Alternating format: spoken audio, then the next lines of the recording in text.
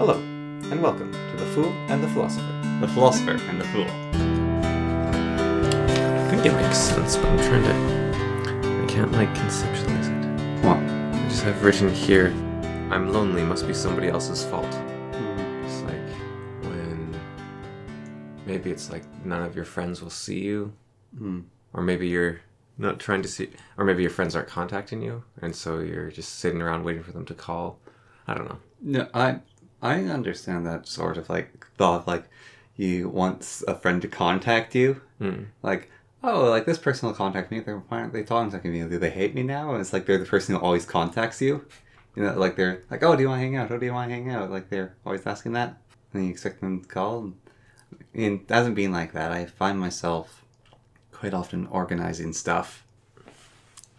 And a different note, but you know, well, I don't know if you've experienced this, but for a while in my life, I'm always organizing the D&D, right? For my group and try put other things together. And people, and I sometimes just why can't they just oh, what time are we doing this? Why can't they just say we're doing this at 2? Or why can't we just say something like that? Am I saying too many times for you? I'm not saying anything. I'm just counting. Now I won't be able to speak. Yeah, I think when I wrote it down, Sorry. Anyways, to finish my statement, I found that I was wanting other people to take initiative, and they didn't, and it frustrated me. And it's I always have to take initiative. Now, I see it as just the thing I do. It's I'm just going to take initiative here, and I'm fine with it. If they need me to do that, I'll do it, and I won't look at it as a problem. Did I talk about the story of Job on the podcast? I don't know. Because I think it was related to this thought somehow. And the story of Job, I heard Theremin Trees. I don't know if you've ever seen that YouTube channel. He talks about religion mostly, and also narcissism and codependency. Mm-hmm. And he's very anti-religion. I think he had a bad experience with it. Yeah. And he talks about the story of Job is God being a divine narcissist. Taking all from Job, demanding everything from Job, and whatever Job does isn't enough, and all he does is punish Job. And Job still codependently tries to please his God. Yeah. I think there is a very different way to see that story, which is probably the way it was intended, given that the Bible isn't meant to be full of a bunch of stories of a selfish God just being cruel. And it's that horrible things happen to Job, and he could choose to rant and rave against God, which you can also replace with the word fate. So he can say, my life, he can very legitimately say, someone's out to get me, my life is against me, life sucks. Yeah. But that won't bring his children back, that won't bring his wife back. Yeah. So the other choice is to take responsibility for it, which sounds bad because it's not his fault. Yeah. But if you choose not to take responsibility, then you choose to be powerless. Mm-hmm. And so if you're lonely, if you choose to take responsibility for your loneliness, and I think that might be the connection I had there. Yeah. Then you make yourself powerful because you're empowering yourself. Then you can go and do something about it instead of waiting for something to happen to you. Our mom said something which was responsible is response-able. Yeah.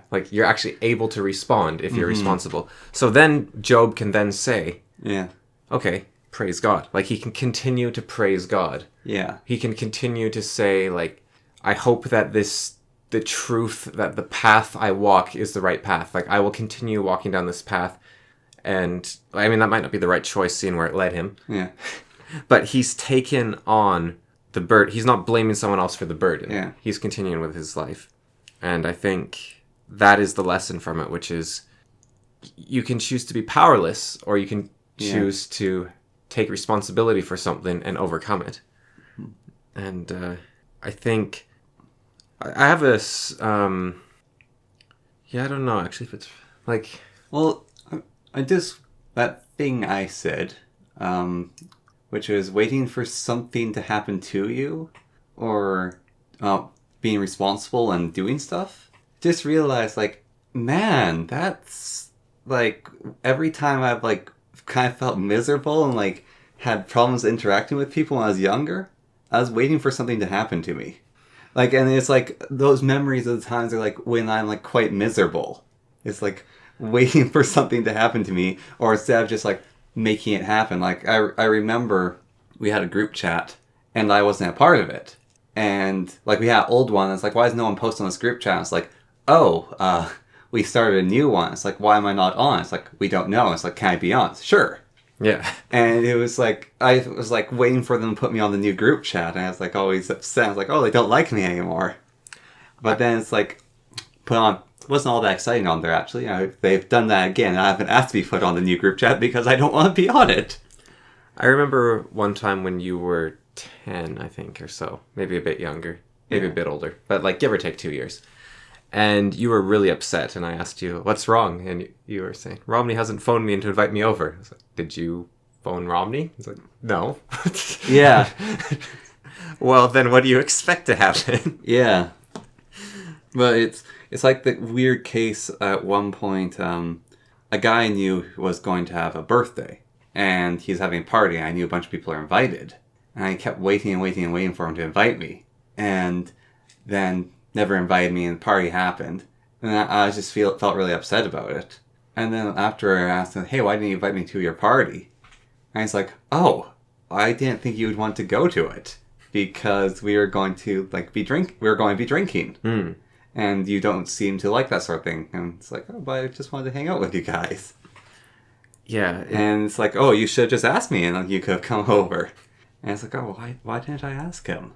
I think it's funny, though, as well, like, I'm not quite sure how to phrase it, but it feels wrong to invite yourself to something. Yeah. You feel like you shouldn't have to ask. Yeah. And I don't even think the lesson there is that you should have to ask. Yeah. I think that typically, although I wouldn't want to hold someone to this just because it could be a nightmare, because then you should invite everyone in the world. Yeah. But I think inviting people who are going to reject it just so that they were invited is almost like a nice thing. But I think that strays close to the mind reading of like, well, if I do this, then they wouldn't want this, but they won't want this. But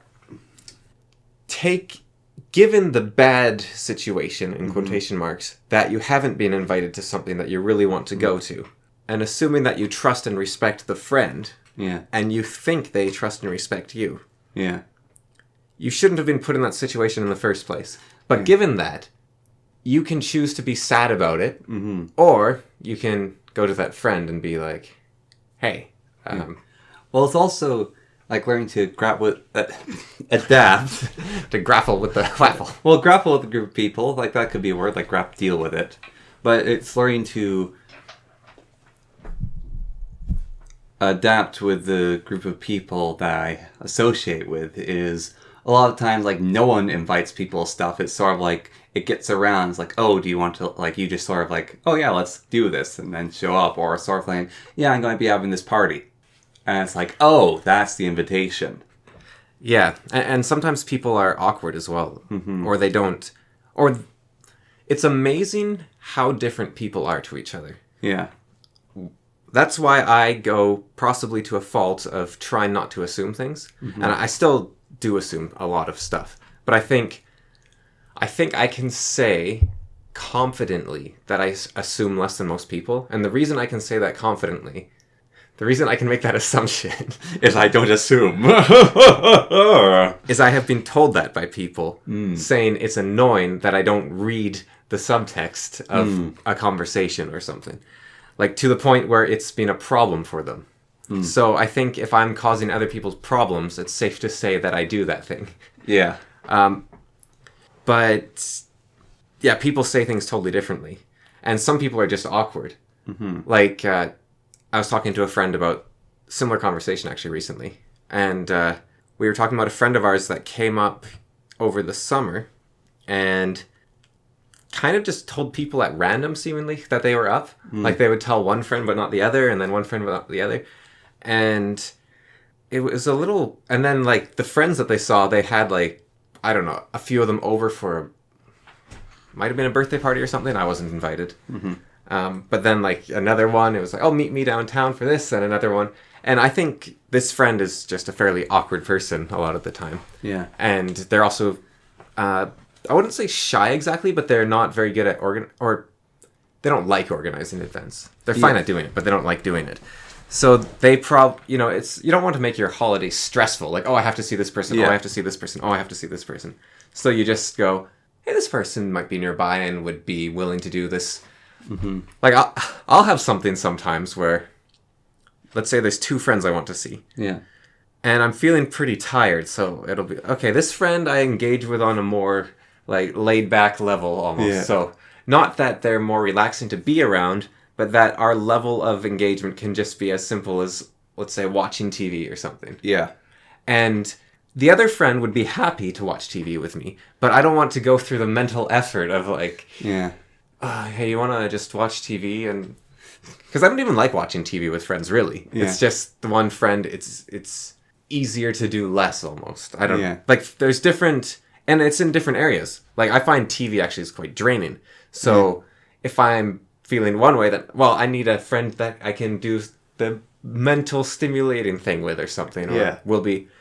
So there's I think sometimes you just gravitate towards the friend. And I don't think you should be thinking of everyone at every time. Yeah. Because, well, you can know about 150 people, they say, right? Yeah. And if you're trying to take into account all their feelings and how they react to you just living your life, here's two possible lives. If you're you're a good person, you can have two possible lives. Life number one, you're like, okay, I want to see friend A, which means I have to invite friend B. Friend C I saw yesterday, so that's fine, so I don't have to see them. Yeah. I gave a gift to friend D, and I'm going to phone friend E tomorrow, so it's okay. But if I spend too long with them today, that might be a problem for this. And, oh, my brother, he might be at home waiting for me to get back.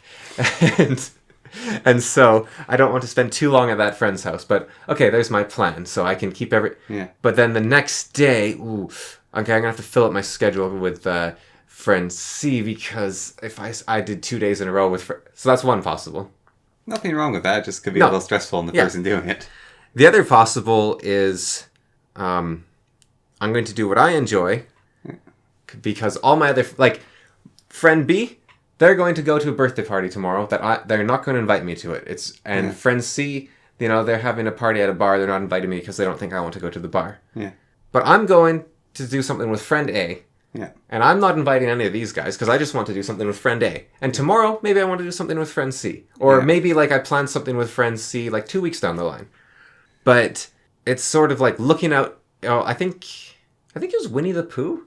Sort of, went a bit Ayn Randian. He's like, I'll look after myself for me, and you'll look after yourself for you. No, you look after yourself for me, and I'll look after myself for you. Yeah. Or you can say, I'll look after you for me, and you'll look after me for you. Mm-hmm. Which is almost more selfish in a way. Yeah, well, Or it's more interlinked, so it depends on what kind of person you are, I guess. Well, it's almost like the thing where I have a friend which is like, I constantly have to tell them, like, take care of yourself. Yeah. And it's like, no, you, like, it's like she bemoans, like, some situation. And I'm saying, like, look, you have these needs in your life. It's totally fine. Just, like, let us know. Or, like, if we're, like, going to do something, and it's like, oh, I feel bad about, like, postponing it. It's like, look, you just trying to do something with us, like, for like... we appreciate it. Yeah, we appreciate it. And if you need to, like, take a break, or, like, something's going on in your life, do that, because we'll just be ready next week. That said, I do remember one time a friend was right near me with all their friends, and they said, oh, yeah, we're doing this, we're going... I can't remember what it was, to Tim Hortons or something. Yeah. Something Canadian after. And so it's kind of like your situation, actually. They said, we're going to Tim Hortons after this movie. Yeah. And I said, oh, okay. And then I went home, and then I started crying, like, because my friend's not inviting me to something. And then I actually ended up talking to them, and, why didn't you come? Yeah. Like, oh, that's your way of inviting. Yeah. No, it's like even like the subcontext of how people interact with, like, I know you're saying a child reading the subcontext, but even the way people interact with each other, like a friend of mine and I have literally spent an hour, like, we're supposed to hang out, and we literally spent an hour just like sitting there.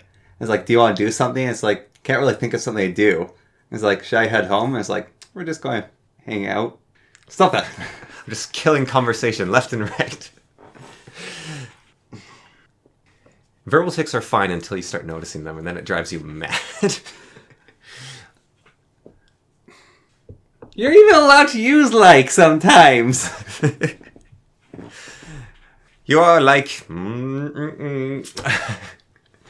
But I like it. No. Like, all you're doing is derailing. Yeah. I know. If you don't want to hear the conversation, just say move on. No, I like the conversation. It's a way, it's probably not the best way, but I'm trying to, without interrupting the flow of conversation, get rid of your verbal tic. I'm trying to control you, and it's not working, obviously. You know, they say you can't change others. Yeah. And it's funny as well, because I hate it when people do the same to me. Yeah. I think, what did I hear? This has haunted me since I heard it, which is the things that most annoy you in others are the things that you most need to work on yourself. And so my thing isn't saying like a lot. I do say it a lot. But I think my problem is the hypocrisy of me hating it when people interrupt me for how I'm speaking. And then me doing it myself. Yeah. And so I would like to apologize to you for that, but I don't know if I can give a heartfelt apology. Or I can give you a heartfelt apology, but I don't know if I can give you a proper apology, because I don't know if I will change. Yeah. I will... You acknowledgement then. How about that? Yes, I acknowledge that I am being annoying. Yes. Nearly as annoying as... No. Didn't do it. Yes, I acknowledge that it is annoying. So more apologies after I finish my point. Yeah. But he's just, do you want to do anything? Yeah. And no, I'm good. It's like, should I head home? And he said, nah. And so we sat there for another half hour, didn't do anything. So, do you want to go for a walk? Sure. And then we got up and went for a walk. Whereas another friend is sitting there, we're not doing anything. It's like, yeah, I think we're just kind of like done hanging out. It's like, okay, I'll head home then. And it's just very different interaction. I'm not sure where I was actually going with that, but... We were talking about... how just different people interact. People, yeah. Yeah. But, and day to day as well. Mm-hmm. Like that one friend might, maybe a different day. It would well, so that other friend who's just like, I'll go home. If there's another person around, he likes to sit there and listen to the conversation between the two people and then interject. And so it's really hard hanging out with him, because having a conversation with him one-on-one is you talk to him and you literally have to keep talking and then wait for his interjection into what you say. And that's how he interacts. My friend... and sometimes he'll then have a conversation with you, but like 50% of the time he just wants to like wait and hear what you have to say and then interject. And it's like super hard to talk with him one-on-one. Martin, I find, will like... He's very content just to... Like, it's not that he doesn't engage with you, which makes it all the weirder, maybe? Mm-hmm. It's not wrong, and it's actually quite respectable. It gives you that sort of, like, at peace sort of... He's like a Buddhist monk. Mm. But you'll talk to him, and he'll smile, and he'll sit there. And it's hard to... Like, he's just more content with silence than I am. Yeah. And so he'll just listen. And he listens. Like, it's not like he's bored or he's ignoring you, or he just listens. And I've been in situations as well where it's hard to think of things to reply or to say. Yeah. And that could be the situation with him. But I don't think it is. I think he's actually just content with the conversation as it is. Mm-hmm. Because when I'm silent and someone's talking to me, I'm typically either not engaged, either I'm tired or I'm bored, or I just can't grasp the words they're saying. Like I'm out of focus somehow. Or I'm desperately trying to think of something to say because I'm actually interested, but my mind's gone blank for some reason. And you're waiting to speak. or I'm waiting. No, if I'm waiting to speak, it's fine, because then Or it's when you're silent, your mind just gone blank because you have nothing to reply with. Yeah, and I'm just... Right, yeah, no, you always reply. But Martin, I think, actually is just in this like state of zen where he's yes, this is a good conversation. Yeah. And if you stop talking and there's like a 10-minute silence, I think we're friends sitting together, enjoying the silence. And I think that's how he is. Yeah. Or maybe I'm giving him too much credit, and he's just sitting there. You're such a dull person. I have no idea why I hang out with you. When are we going to start playing board games? Why are you so dull? Why do you keep talking about this? But I could make that assumption, but that really doesn't seem like it at all. Also, plus, you'd rather have faith in your friend. Yeah. Yeah, I trust my friends. He would tell you if you were boring. Yeah. Yeah, and I trust my friends. Mm-hmm. But the moment this podcast goes out, I get a phone call. You're boring. Goodbye forever. I'm sorry. On apologies, difficulty apologizing. I'm using my hands to throttling the concept. Yeah. Squeeze the truth out of it. I'm trying to funnel it down my brain right now. Yeah. Grab the metaphor. I used to give apologies really, really bad. Poorly. That's better than saying really badly. Poorly. Because it's like... I'm sorry you're such a loser. You got upset by what I said. You dingus. Yeah, no, it was not that harsh, but it's like, I'm sorry, I'm sorry I hurt you, but... Yeah. And adding that but to apology just destroys the apology, and constantly have that. And then when you ask for apology with an I statement, I didn't like it when you did this, you made me felt, or I felt this way and you did that, I've actually started disliking that. I think you can say I felt, but you can't say anyone made you feel that way. So you can express what kind of wimp you are. You can say, whenever you touch that piece of paper, I feel like I need to throttle you. Yeah. And I can say, get over it. Yeah, and then you might end up throttled, but... Yeah, but I am not making you feel anything. You are feeling it. Now, I could be some sort of human being and think, okay, this is a difficulty of Connor's that for some reason he lacks the capability to deal with. He's a great big wimp who doesn't... And I can respect that and, indulge in his weakness and let him grow soft. Or I can risk the possibility of getting choked out. No, but I can just not keep flicking the paper. Because I can let you grow soft and weak. I can do that kindness. But on the apology side... I don't think that's kind, though. I think you need to... I don't think it's kind to be soft on people. That's how those allergies get in. You had someone... The boy in the bubble should be popped so he can develop the immune system. Okay, this is actually really related, unless you had a thought that you wanted to... Okay, the book I'm reading right now, Soldier's Son, there's this great big fat guy in it, and people make fun of him for being fat. And one of his friends is angry at him for having no self-control to the point where he's fat enough that people make fun of him. And so his friend is annoyed that he always has to stand up for him. And he says this to the fat guy. And the fat guy says, I never asked you to stand up for me. So that's the first layer. But then the second layer is that the fat guy says, and I think I would rather, instead of changing myself, I would rather we live in a world where people aren't teased or bullied for who they are or how they are. And that made me think he's avoiding personal responsibility for his overweightness by saying that I wish the entire world would conform to me. I'm sorry, but your society is awful. I'm sorry I don't understand you, but you're not an understandable person. So I think that he was right that his friend getting annoyed that he has to stand up for him all the time. He never asked for that friend to stand up for him. Yeah. So that's if it was a burden for the friend shouldn't be doing it. Yeah.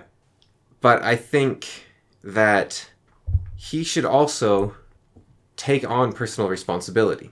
And this got me thinking about bullying again.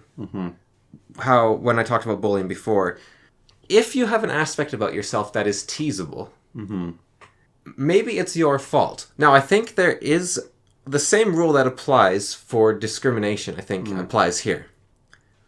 This is only the case if the thing that you're getting teased for is mutable.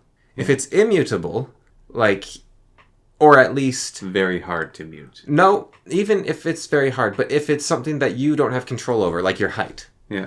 It might change as you get older if you're a kid. but you don't actually have control over it. Mm-hmm. Or if it's your skin color or your sex or your eye color, whatever, that is something you can't change. Yeah. But if people are teasing you for your haircut or your hygiene or your weight or your fitness level or your beliefs, then...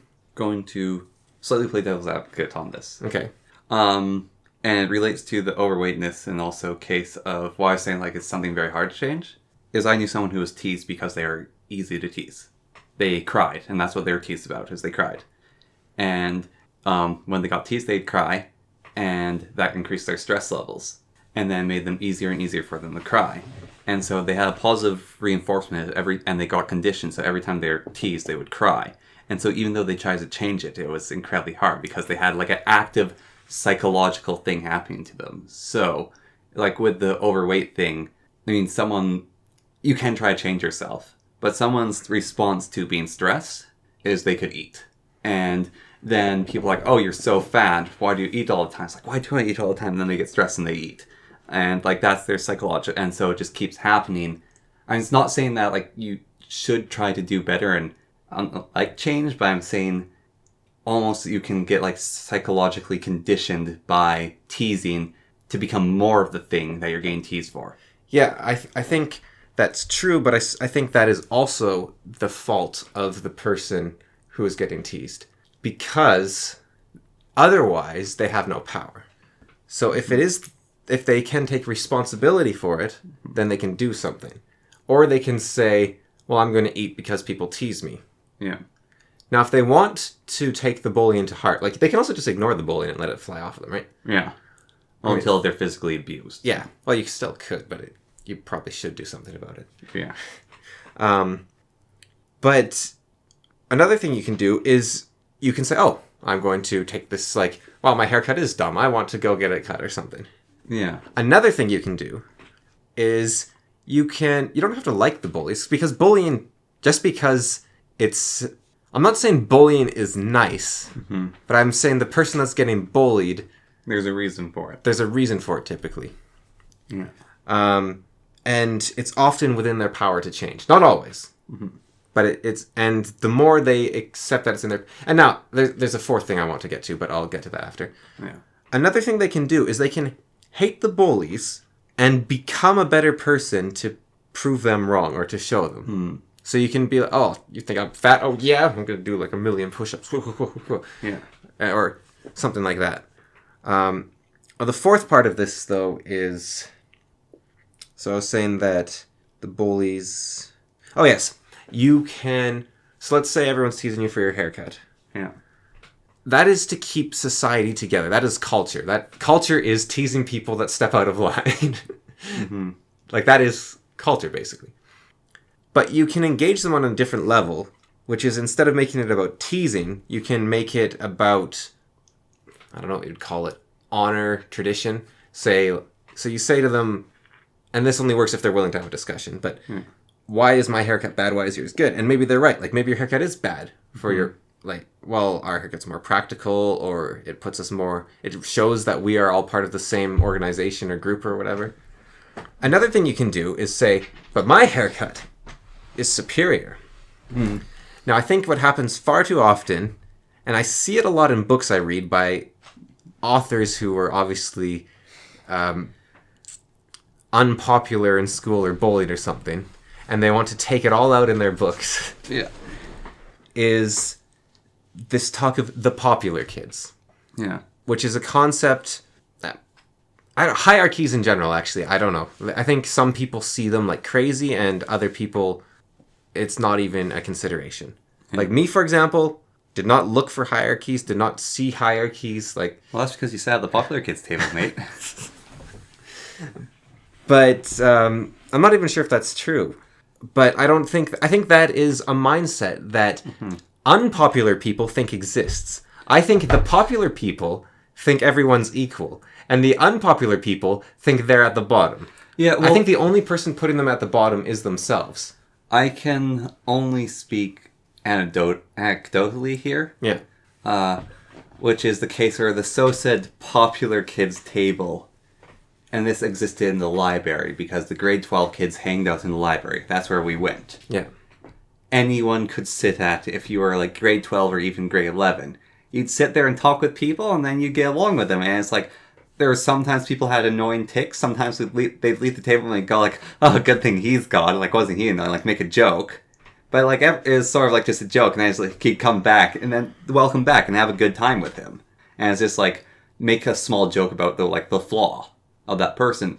But the people who didn't sit at that table didn't want to sit on that table, and I feel like they almost, like, it's very few group, but they might have had remorse and like, oh, it's popular kids' table. Like, if they'd sat at that table, we would have like, oh yeah, let's talk together. And like, I think the whole popular kid mentality is... Well, I'm saying it didn't even really exist. I'm just like, if from perspective of like that, is this table where most of us would go and sit. This is related to what you're saying, is that I think the entire popular kid mentality is a self-defense mechanism so that you can hate the people that you have put above yourself. So that you feel like there's nothing... Like, you could sit down at their table and see what happens, let's say. You could talk to them, interact with them. And you will, if they tease you, you will find, oh, well, that's proof that, they're awful and I was right. I don't think most of those people would view it as that way. I think they would view it as teasing. Now, it could be that their teasing is crossing the line. And it probably is, actually. Yeah. But I don't think they are trying to have it cross the line. They just don't know. It's just everyone has fun when you're picking on someone. Yeah. Except for the person that's getting picked on. Yeah. Now, there's a lot of people that would say that's not true because I feel uncomfortable or I feel sorry for them. And that is the case, yeah. But, well, even if you look at like a Marvel movie or something, they'll make fun of the villain. And that villain is getting picked on by the entire audience. Yeah. And everyone's having fun because they're a bad person getting shown up. So it's people like to unite and make fun of someone. People like to unite and have one enemy. And, well, I don't even think it's an enemy necessarily, because the people making fun of the person, let's say, that tries to talk to them, they could be like, hey, it's that guy that unites us all. Like, you're the person we can be like, hey, it's Shorty. Hey. Like I had a friend in elementary school who was very short, and we'd love, like, oh, he's so short.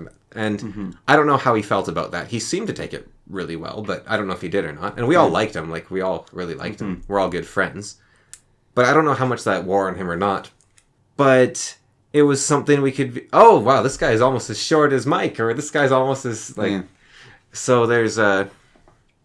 It was like a bonding thing based around... And I think there is a difference, though. Like, this is something that we don't view as a flaw, so we can make fun of it. Yeah. Whereas if someone has a deficiency and you're teasing them for it, you're trying to change them or you're just trying to exclude them. Yeah. So it's not black and white. But I do think that... And now here's the thing. This might be taken like, oh, I can just walk up to the middle of a group of friends talking and having a good time and plonk myself in the middle of them and be like, hey guys, let's talk about I collect like bottle caps, and here's my bottle cap. That is not the same thing as trying to be part of a group or being included in the group. And I think a lot of the time what you have is socially awkward people who, when they try to join a group, they bounce off of it because everyone's like, whoa, what are you doing? You're just like invading with your nonsense. Like, if you want to join that, I don't know what to say exactly. Like, become friends with them one at a time. I remember in school, actually, there was this... I don't know if I have good advice exactly. But I do remember one time there's this... Me and my friends, we had a regular table we'd go to in the cafeteria. I went to that table. And one time, there was just some kid sitting at the table. Like, some guy. Yeah. And there's like nowhere else to sit in the cafeteria. And, well, except one place, I might go into that. But... what's going on here? I guess we'll just sit there. And so we sat down, and he was just sitting there, like eating his lunch, and then we just started talking between each other, and it was really awkward. And I don't know if he just needed a place to sit for lunch, or if he was trying to, like, he wanted that camaraderie. Like, that might have been, like, him okay, I'm feeling really nervous. I'm like really lonely. I just need camaraderie. I'm just going to sit at this table. I'm not going to say anything. I'm just going to like, what do you call that? Live through these people by sitting with them, sort of vicariously. Thing. Yeah, like vicariously have friendship. Like that might have been the case, and maybe he was doing like this really brave, like I'm going to try to be friends. I don't want to butt in. I don't have anything to say, so I'm just going to sit there and be a part of the group in that sense. Yeah. And I don't. It wasn't. And if that's what he was trying to do, like, I don't think it exactly worked. But I wouldn't say we hated him for sitting there or anything. It's just kind of like, what's this guy doing here? But okay, yeah, I'll just sit down. And so yeah, I when I say don't butt in, I was going to say, well, then you could just maybe just be a part of it, but don't just like only talk when. Only speak when spoken to. No, you are a lesser human being. Be a part of it. Yeah. If they're talking about hockey, you can go, I don't really get hockey, but you guys seem to enjoy it. Like, even that is like, then they could try to preach to you the virtues of hockey. Yeah, or you could be like, I don't even think like, oh man, so you should have seen the game last night. We had... well, I was using it as a poorly... But like, but like, so-and-so is coming down the ice, he's passed it off to so-and-so, and you're like, yeah, I don't really get hockey, but I'm glad you guys enjoy it. Like, not like that. Because I think that is also something that might happen. Yeah. But I think what could happen is like, so-and-so's coming down the ice and he passed it off and it's like, oh yeah, and then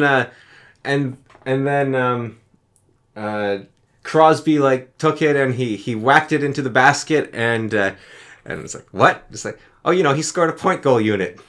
Like, you don't have to derail it that hard even. That wasn't a great one. But you can... Or also, these are a group of people talk about hockey. You don't talk about hockey. What the heck are you doing there? Yeah. But if they're like, man, Cameron, you see the game last night? I was like, oh yeah, man, it was like Ronaldo, like, he was skating like a machine. He scored the best point goal unit. My sports team was... Oh, man, it was great. Like, when they pass it off to you, you can just make a joke about it or something. Or you can be like, no, I don't watch hockey, but tell me about it or something. Or you can be like, no, I don't watch hockey. And they're like, oh, okay.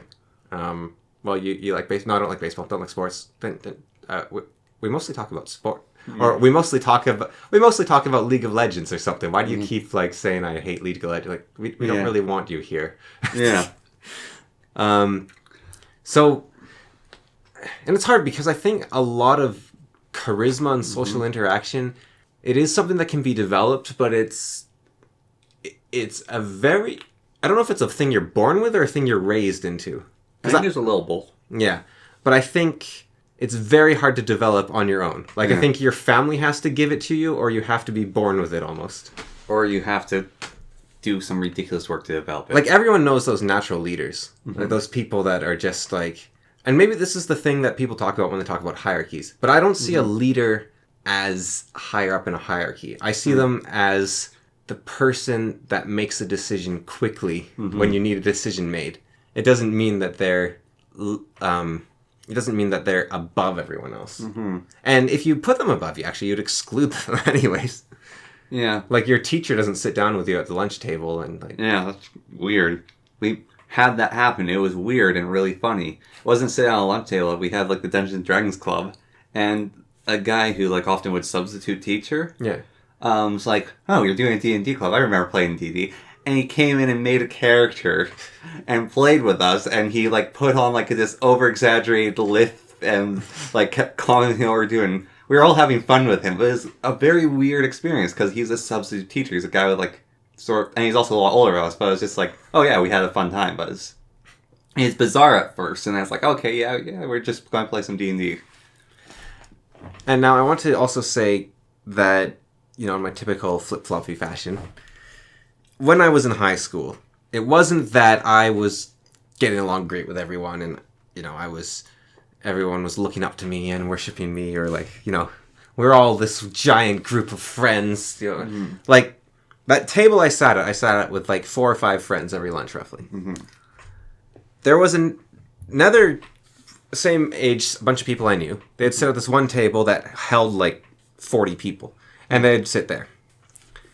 And they were a lot of people I had grown up with and were my friends. And when we went to high school, for the first few years, I felt like suddenly they didn't want to interact with me, or that I was too shy to interact with them, or they had gone on to better friends or something. Yeah. And so I think that is where the idea of the popular kids come in. Like, oh, these people are all together in their group of 40 while I'm just with this group of 5 people. Mm-hmm. And they're all talking about the things, and I could never join in, never. But the thing is, those people are my friends to this day, like a lot of them that I didn't sit with at the popular kids table, let's say. Yeah. And they would have been happy to have me there any point. Mm-hmm.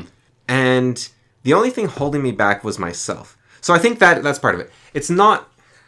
Sometimes life just sucks, and people do look down on you, and you are bullied. Mm-hmm. But make sure that you are not blaming your own shyness and own things you're taking to the table on these other people. Because if they are your friends, then they are your friends. That's what friendship is. Yeah.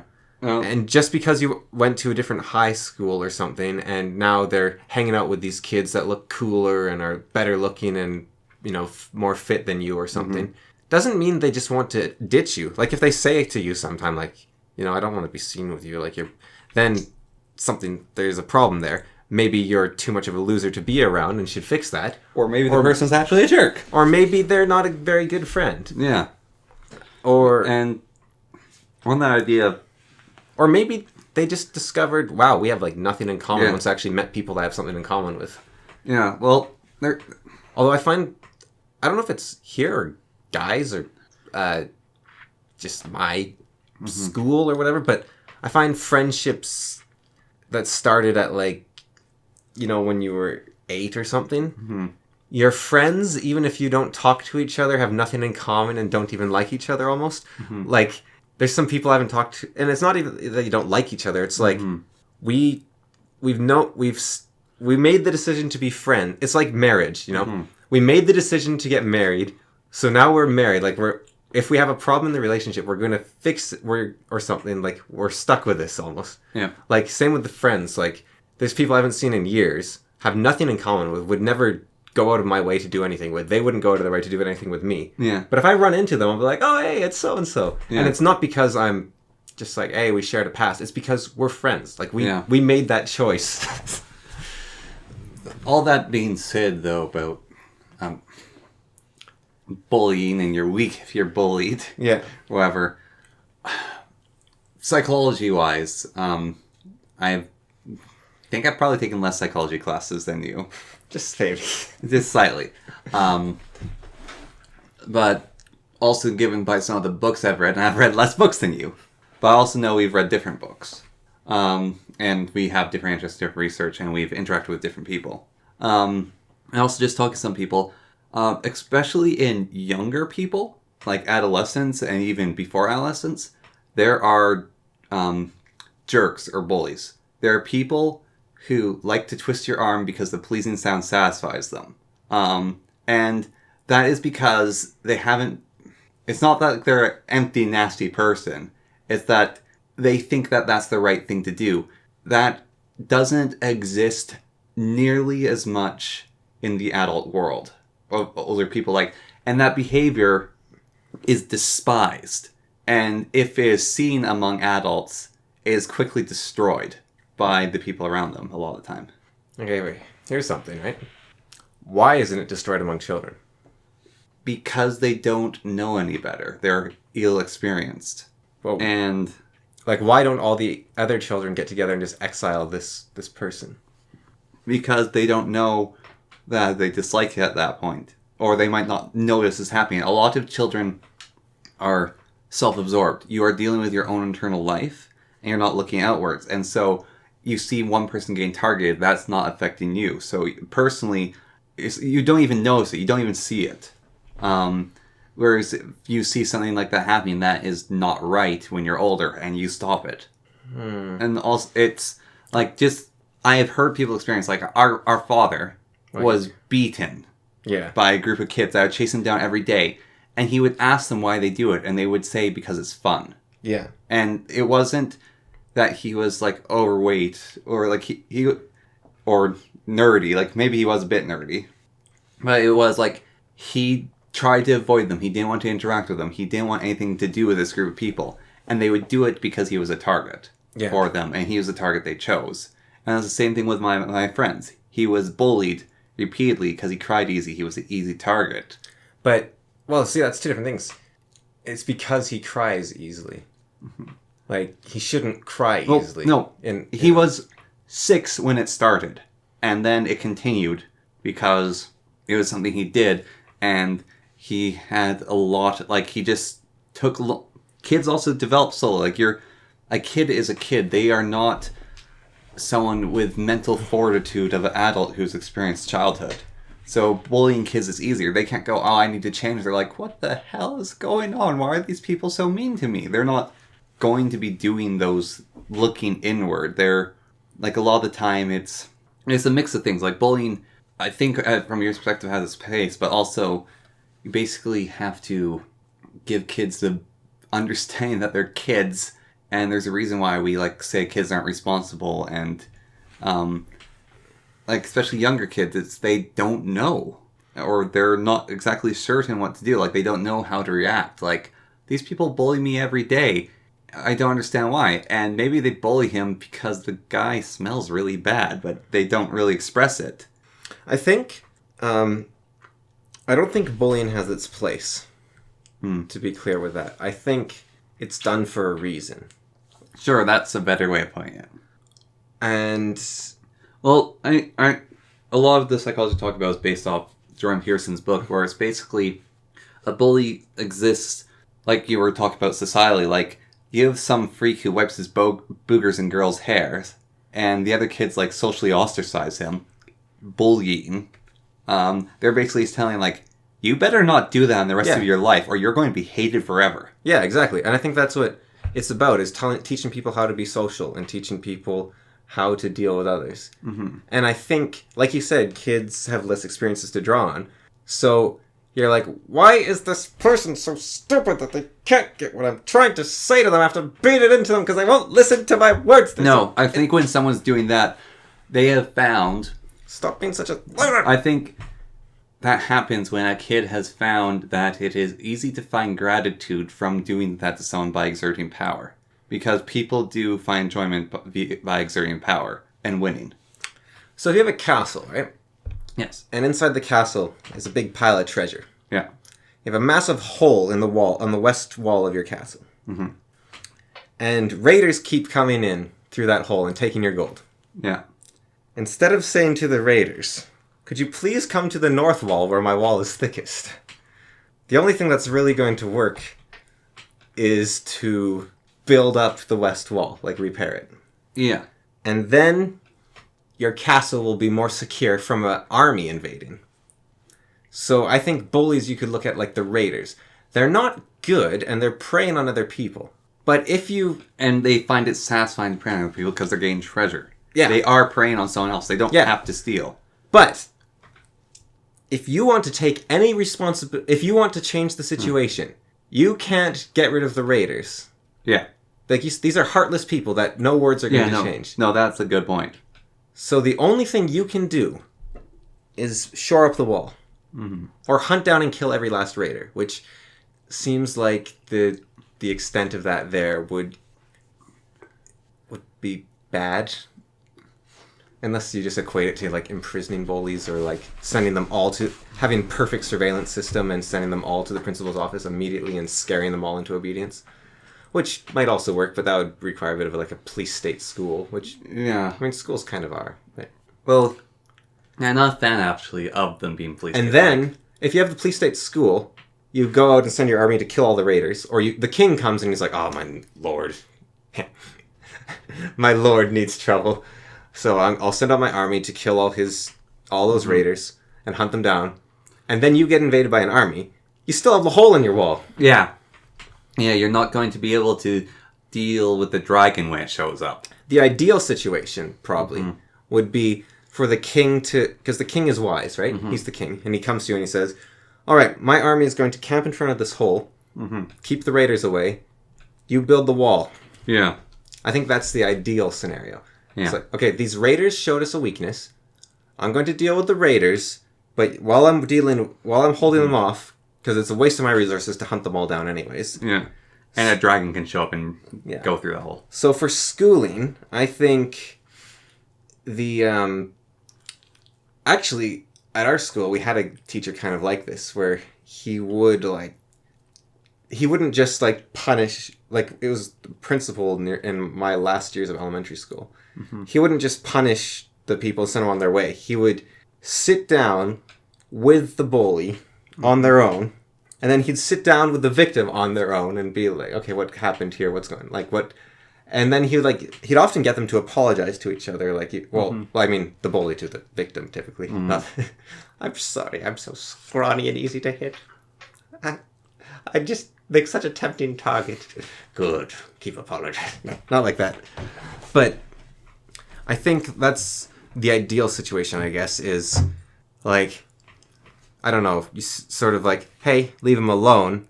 And then, like, you're the dad, and it's like, they beat me up at school today, Dad. And you're like, oh. Go to their parents. And they're like, oh, we'll punish them. And then you go to your son, and you're like, all right, son, now here's how to box. You know, you gotta teach the boxing as well as telling that. Because the parents, right? Yeah. Actually, the parent, like, he goes to their parents and goes, that kid gets, like, the belt. Yeah. And he's like, he thinks the belt's bad. I'll show him what's bad. I got belt. Now I'm going to belt him. Like, that's the response of the kid who got belted. Yeah. It's like, I'll make it so bad he'll never want to, like, tell me again. Yeah. Because you want to seek revenge. Yeah. You can't seek revenge against your parents because you're your parents and you're a little kid. You can't seek revenge against the kid's father. Yeah. But he told it, and a proxy way to seek revenge is to beat the ever-living snot out of the person who just told on you. Yeah, the snitch. Stupid snitch gets stitches. And then... I mean, you might get whipped again, and then you'll want more revenge. Yeah. And it'll be like a very weird circular revenge. Or you could be like, Dad, I was beat up because my clothes are all ratty because we don't have much money and we're poor. And then you're like, and you go to the school and you're like, and then you go to your kid and you're like, all right, now here's the thing. You can still be proud, son. You can, and you know what? People will like you. It doesn't matter about your clothes as long as you have something to give them. You can be funny. You can be smart. You can be strong. You got options, boy. Keep your chin up. Don't let them get down to you. And it's a really hard situation. I'm not sure what to say, so I'm just going to say things and then let you go off to school and hope you don't get punched anymore. Because no one can really fix this. And just bury them in a shallow grave, son. I don't know what to do. I'm not ready to be a parent. Help! Oh, what have I done? You're 8 years old and I don't know what to do. I had 8 years to plan for this. I'm sorry, son. I'm sorry. And we'll be taking a short break for Cameron to deal with his crisis of identity over someone who doesn't exist. It's just too much responsibility. I don't know what to do, Connor. I'm trying to come up with answers, but it just seems harder the more I think about it. And it's like, well, I thought if I think, look, there's things in my life, right? I got to figure out how to make money. I got to figure out how to have enough time for friends, and I have to figure out how to have enough time for family. But the enough time for friends and family isn't just how do I allocate my time. It's how do I be happy to see them while they still feel like I'm not neglecting them. Mm-hmm. The 3 hardest things I have to figure out in life, and it's going to take a very long time. Yeah. And then I'm set. Except I'm not, because then my kid gets bullied, and I don't know what to do. And my wife leaves me, and the dog dies, and I don't know what to do. Oh. Basically what I was trying to get to the others. I'm not ready to be a grandparent. Do I give them cookies, or would that be undercutting my children's authority? I don't know. Really what I was trying to say, though, like, sometimes there's just people like that, is as... victim blaming. Sometimes, like, it's a mix of things, like, okay, maybe you're a victim for a reason. Like, there's a reason some things happen. But something bad happened to you, and I don't want to, like, say you're scum. No, they're not scum, but the victims are responsible for their situation. Mm-hmm. I want to give them that power. Yeah, I'm just saying, like, victim blame is a weird thing, because I talked to the guy who, like, cried too easily. So I felt like you were saying, like, bullies are, like, a thing. Yeah. And he got really mad at you. Because he was bullied a lot, and it was miserable for him. He hated it. Yeah, no, I think... I'm just trying to, like... he got mad at me for what you told him about me. Yeah. Well, he sounds like a right jerk. We're just going to keep the hatred brewing, and you're the only proxy, and then we meet, and we don't know it's the other guy, and we're like, oh, you're a great person. Man, I was bullied in school. Oh, that sucks, man. Yeah. Yeah, it's like, if you, you take the power away from them if you say, I can change, and it's like, yeah, man, you're right. And then it's like, oh, hey, you guys met each other. This is the guys you hate. And we're like, ah! I mean, I know who you're talking about. Yeah, he got mad at your idea anyways. He disagreed with it heavily. I think... And so I'm trying to figure out why I disagree with it, and also why I slightly disagree with your point. And I agree with it, but also, I see a flaw in it, which is kids are kids. And... Right, so... It's not kind. It's not nice, let's say. Mm-hmm. I think it is kind, but it's not nice to say to the kid, this is your fault. Yeah. And I don't think that's the right way to say it anyways. But I think it's not kind to take away their power. Yeah. Like you... It's not kind to take away the bully's punching bag. No, if you say to the kid, yeah, you're getting bullied and there's nothing you can do about it, that sucks. Yeah. Then you've made them helpless. Yeah. And they will also, even if they thought they saw a solution, you're now excusing them from ever trying to help themselves. Yeah. Like there's people that get insulted by teasing and light teasing. And it's because they don't think there's anything they can... Well, it's not because they don't think that there's anything they can do, but it's because they see everything as bullying, how about? I'm not going to say everything, but I think what happens when people meet as children... Yeah. Is you will have them initially try to be friends and play together. Well, they also have to test each other to see if they're actually worthwhile investing time into each other. Well, sort of. I think there'll even just be something like, even an innocent question or just something. They'll be like, oh man, you've got your hair is so long you look like a girl, right? Yeah. And at that moment, there is a choice made by the person who got insulted. Yeah. If they cry... The other kid will be like, oh, wow, I can get, a fun little response if I just say something like that. Or they can be like, well, at least I'm pretty and I don't look like a blobfish or something. Yeah. And then it's sort of like, whoa. Or it could be like, argh! But there's some sort. Or it could be like... That's the way I like my hair. Yeah, or you could be just like, whatever. Or you could be like, jealous, There's a lot of options. Yeah. And if you give... And I think... It can be satisfying to get a reaction. If you give the... not entirely, but you kind of give the bullies permission to attack you. Or you tell them... Look, it's like... Okay, this is how I'm going to put it. So this will make it seem more extreme in a way. But when you have a pack of deer... Yeah. If your ankle hurts a little bit, it's better to pretend it doesn't than to limp and moan, because the wolves will kill you. So, yeah, you're gonna turn around and gore one of the wolves and make them fear you. Even that if you is have an a option. limp. I mean, that is an option. But if it's just a little, those people that complain all the time and they're really annoying, you can do that. Their arms don't work. But then the wolves are gonna get them. Mm-hmm. Or you can go around and gore the wolves. That's an option.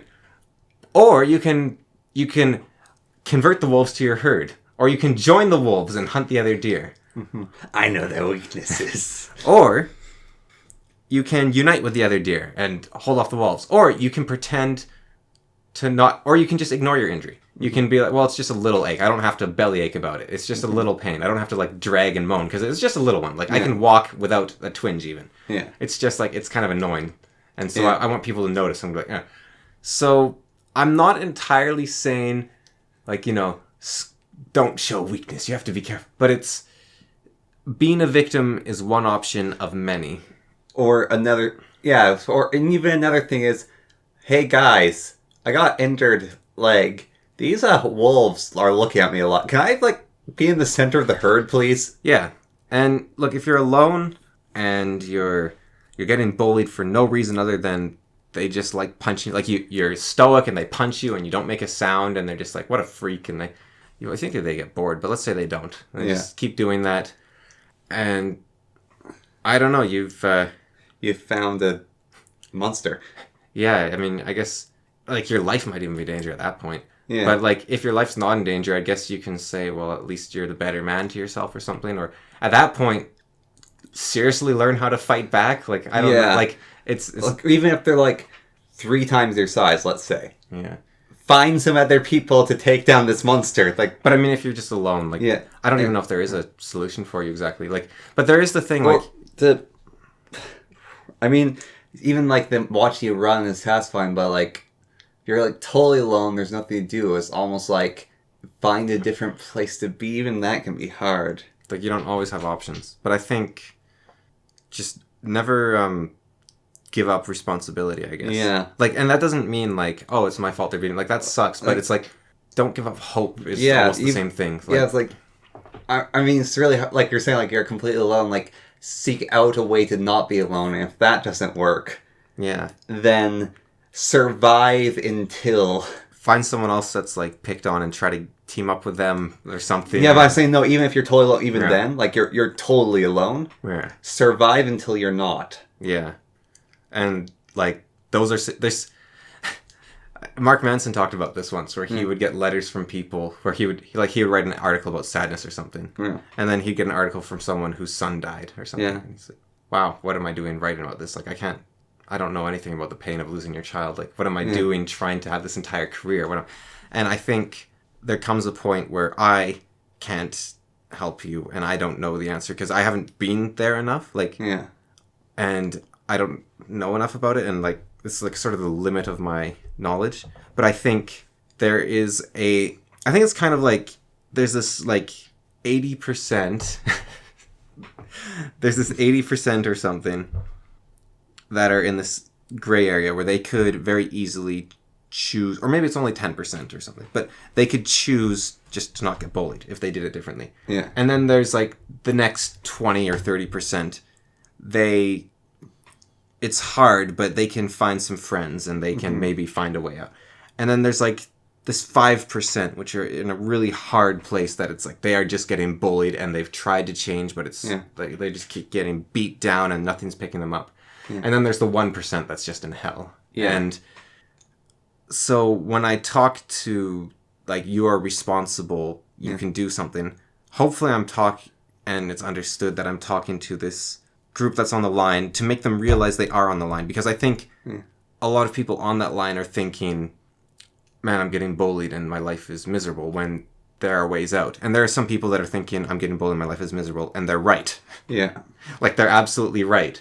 But I think just from reading these books written by authors, it seems like there's a lot of people that are just resentful of their own inadequacies, almost like. Yeah, I'm I was trying to give you because it doesn't sound like it from what right here. Yeah. It doesn't sound like you're trying to do that. So I'm basically trying to let you say that, some people's lives are in hell. So that's what I was trying to do that. But you're right about the authors in some cases. Like, maybe some of them also, their life was hell at some point. Yeah. And they're better now. But, I mean, you read it and how petty the revenge can be at times. Yeah. Like, it's just the pettiness of it. And I think, like, even if you're in the worst possible space, it's like the story of Job. Like I said, worst possible thing that could happen to you. Your sons die and your wife dies. Yeah. And he could have given up on life. Yeah. But instead, he chose to keep on going. And you know what happened? He got 10 times the sons, 10 times the wives, 10 times the cattle. And Job didn't write a book about murdering Jesus, now did he? The point of... But... Job, if you just view wives, children, and cattle as good things, not as what they actually are, like your children and your wife and your cattle, but instead they're just arbitrary good things, then you said Job was in the worst possible place. Yeah. He decided to never give up, and what he lost was returned to him 10 times. Yeah. Like, he fought through to the other side, and he was happier for it. Yeah. And so... you can look at the story of Job as just being, my life, I'm in hell, and there's no way out. And I think you will feel that if you are in that situation, a lot. But if you take responsibility, like I've talked about him before, that psychologist who invented like modern psychology. Yeah. Like, he decided to say, every bit of misery in my life that makes me want to kill myself is my fault. I'm responsible for it. Yeah. Well, he didn't say my fault, because I'm saying my fault and I'm responsible interchangeably, but the point is that I'm responsible for it. Yeah. Like, let's say, now this is easier if you're an adult, but your boss hates you, your wife hates you, your dog hates you, everyone bullies you at your work, I think the lowest you can get is your dog hates you. Yeah. The people at your work, they steal your work, they treat you poorly, your boss keeps making you work longer hours without pay. Yeah. And you say, well, I've tried to fix it up with my wife, she won't change, my dog won't change, my boss is just, his goal in life, he's told me to my face is to destroy me. Yeah.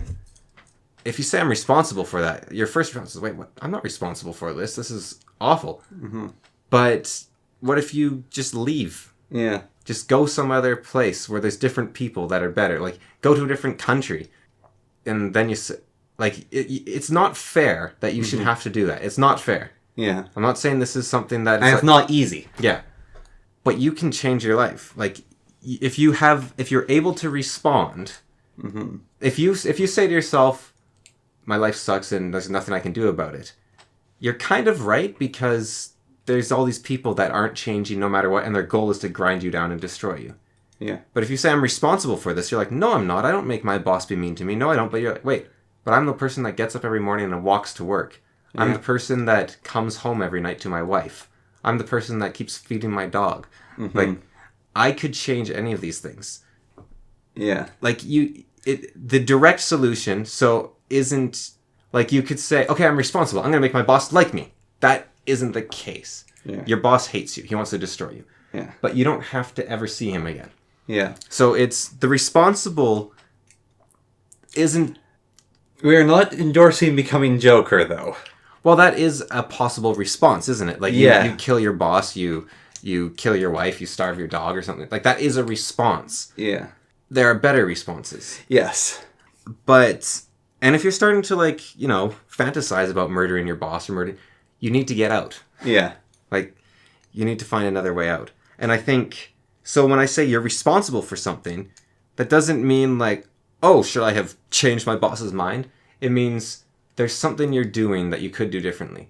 And I think this is where a lot of, like, when they talk about rape victims, victim blaming, they say, what were you wearing? Why were you walking down the alley alone? Yeah. It should be that you can wear whatever you want, and you should be able to go down an alley perfectly safe alone. Yeah. But if you don't do those things, then you're less likely to get attacked. Like, it's same with getting mugged. If you don't walk down the shady alley in the wearing middle a of the night, Rolex. Yeah, wearing Rolex on your wrist, you're less likely to be mugged. That doesn't mean you're not going to get mugged just on the bus or somewhere else. Could be the case even walking down the alley. It doesn't matter what you had. That's just a mugger's alley. But if you walk down this alley every day, and you get mugged every day, and you say, like, hey, don't blame the victim. You shouldn't be blamed, that's true. But you are responsible for it. And by responsible, I do not mean it's your fault. This is really important, because it sounds horrible. Yeah. But it is not your fault, or if you're getting raped or something, or you have been. It's not your fault. But if you say there's something I can do, and a lot of rape victims, actually, even the ones that say something like, don't blame the victim, I think they are agreeing with me, but they're saying it differently. Because a lot of these people you hear about, they're talking, they're trying to change society, they're trying to change the culture, they're trying to educate people. They are actually taking responsibility. Like, them going out and saying, we need to have safer cities, we need better laws, we need better education in schools, they are victim blaming, in a way, if you look at it in that sense of, they are saying, look, there's something we could have done. Yeah. We could have had a better society. Now, I think their solution, fixing society, might actually be better than saying, well, you should wear different clothes, because clothing isn't going to matter that much. Yeah. The seedy places you visit, that could be a lot more important. But even then, sometimes it's just, there's some creep, like, lurking in the library, or, like, under the staircase of your apartment. Like, there's not always a way around it. But that is something... But if you are responsible... then you are not powerless. And if you have no power, then you become a victim. Yeah. So when you say, don't victim blame, I say these people aren't victims.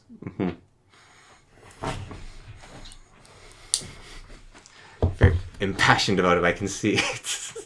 Or you, like, pinched yourself with a knife or something. Stabbed into my thumb. Wasn't the knife, it was the letter opener part of it. I stabbed myself with a Swiss Army knife by accident. But... And I'll take responsibility and put the Swiss Army knife down and stop fiddling with it. Yeah. You should live in a world where knives don't cut you, but... And that's the thing as well, like, there shouldn't be people out there bullying. There shouldn't be people out there. So, when I say bullying is something to learn or something that tells you that you're doing something wrong. Mm-hmm. That fat guy in the book, like, he's right in a way. There shouldn't be this way. But that takes away all his power. Yeah. That the world is the way it is. Yeah. Do something about it. And in the case of bullying, so I'm going to slightly undo my pro-victim stance here or whatever. Mm-hmm. Sometimes there is something the bullies are trying to get across. No. No, that doesn't feel right. No. Sometimes there is something the bullies are getting across. They are not trying to help you. No, they are not trying to help you. They don't care about you. They are dumb kids. You're a dumb kid. And I'm saying this even though kids aren't dumb. But they don't know what they're saying. You don't know what they're saying. But they together are playing out society or culture. Kind of like how a child like imitates their parents, or like a snotling imitates an orc or something. Yeah. Like they are saying there's something like when they bully you for being undesirable about you. Yeah, fix it, and because we find it undesirable and we want to punish you for being undesirable. And here's the thing: the bully can be wrong. Mm-hmm. It doesn't mean that they're right, and you can be responsible by like, oh, well, I'll wear your cool haircut. And then it's like the worst haircut in the world, but like, you don't want to get bullied by them. Yeah. And I mean, that's a solution. It might be necessary if your life's at risk, but it doesn't mean it is the solution. Yeah. So, I guess if something happens to you. Yeah. Okay, this is where I'm going to land on bullying. I think bullying is wrong, okay? This is how I'm going to put it. Bullying is wrong. Yeah. Sometimes when people say things that hurt you, it's not bullying. So I think this is the point I've been trying to come across to myself this whole time. Like what I've been trying to say this whole time. Is that bullying is flat out wrong. Yeah. It doesn't have a redeeming quality. But the reason why it hurts... not even that. It's just when... something is said to you that you perceive as bullying. Yeah. It's not always bullying. Yeah. It could be a very poorly worded way asking you to change. Yeah. And it could hurt, and it could be unfair, and it could veer into bullying. But like that fat guy in the books. Yeah. These people keep making fun of him for being fat and calling him a disgrace. And so that is cruel, and it is bullying. But they are all trying to get across the message that, well, he's a disgrace. Like they're military cadets. Yeah. He needs to do better. Mm-hmm. And if he sits back in his head and thinks about it, he can decide you can separate the cruelty. So you can say, okay, like, let's say your mother died and she gave you a pearl necklace or something. Mm. And you wear that pearl necklace everywhere. And people tease you for the pearl necklace. Mm-hmm. You go into your head and you're like, okay, wearing this pearl necklace looks ugly on me, and people tease me for it. Mm-hmm. It doesn't fit any sort of thing. And you look into your head and you're like, okay, no, I'll keep wearing it. Because their lesson is this is ugly, and I reject that lesson because this is to remember my mother. Yeah. They look at, okay, another, second one, they call you fat, they say you're a disgrace. You go into your head, you're like, I'm a soldier, I'm fat, I smell bad when I work out because like there's stuff getting trapped in rolls and whatnot. Mm-hmm. And I bring my entire platoon down. I'm constantly sweating and in pain. I barely fit in my uniform. But the way they're saying it is wrong. But there's something that should change. Mm-hmm. So if someone says something to you, they might be saying it the wrong way, but you have to then see, is this a valid thing or not? And you have to decide in each individual case. And I think that's why it's so hard for me to like pick a side, because there isn't a side. It's did they say something useful? Did they say it in a kind way? Did they say it in a cruel way? Mm-hmm. And then the other aspect, bullying isn't just that. Bullying is also teasing gone wrong, or it's just for the gratification of the bully. So there's a lot of aspects to it. But the only that's, I think I've said everything I had to say there basically. Yeah. But yeah, so I'm not condoning bullying. It's sometimes there's something to learn from it, maybe. Something like that. I don't know. Look at what they're saying and see if there's something of value in it. As Michael Jackson said, when you want to change in the world, look in the mirror and start with yourself or whatever. Yeah, look at that man in the mirror. Right. And find the change there first. Yeah. Who? Yeah. Yeah, I don't know, man. I don't know what I'm saying. People shouldn't listen to me. See, I said we're turned to self-help and we should never be one. But I think it's not so. It's just me trying to This is a podcast about working through ideas. Yeah, and I don't know exactly where I land, but I think I've kind of... Well, you're trying to work through how you feel about bullying. Yeah, I don't like it. It's just that I think that a lot of time there is... Like that in that book, just the kid's conclusion, I think it was wrong. He's like, people shouldn't be being mean to me. And I think he's right, but I think he should also be changing. Yeah. And I don't think he should change so people aren't mean to him. Yeah. I think that's the important part. He shouldn't change so people aren't mean to him. He should change because they have a point. Yeah. Yeah. Want to leave it there? Yeah. Alright. I'll just keep, worrying that I'm, offending people and, going back on it over and over again.